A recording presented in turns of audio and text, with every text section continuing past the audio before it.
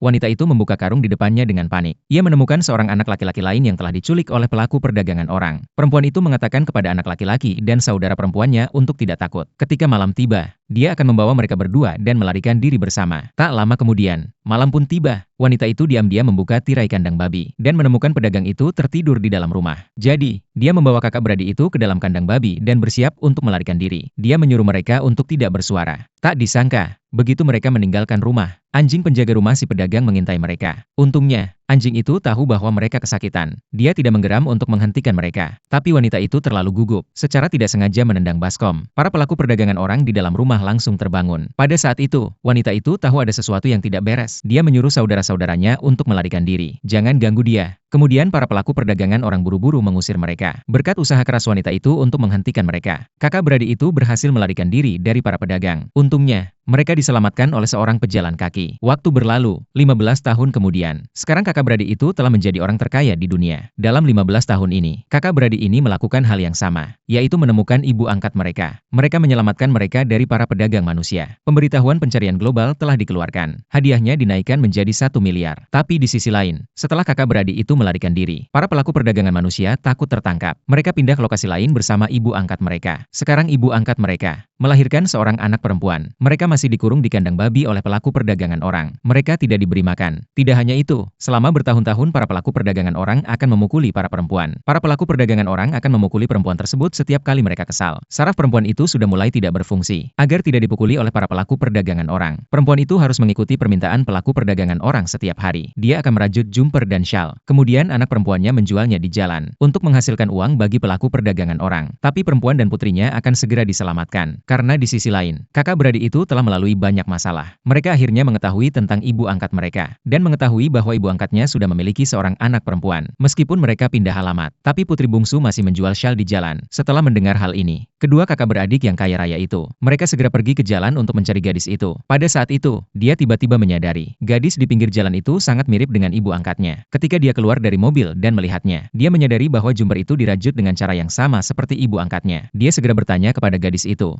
siapa yang mengajarinya cara merajut. Setelah memastikan bahwa gadis itu adalah anak ibu angkatnya, orang kaya itu segera meminta gadis itu untuk membawanya pulang untuk mencari ibunya. Namun, begitu gadis dan hartawan itu tiba di pintu masuk desa, sang ayah angkat melihat apa yang sedang terjadi. Dia menyadari ada sesuatu yang tidak beres. Dia bersiap untuk bersembunyi dan mengawasi. Tepat ketika dia akan tiba di rumah gadis itu, nenek muncul dengan sebuah tongkat. Untungnya, Richie menyelamatkannya tepat waktu. Dia takut ibu mertuanya akan menyadari bahwa mereka sedang mencari seorang wanita. Jadi dia berbohong dan mengatakan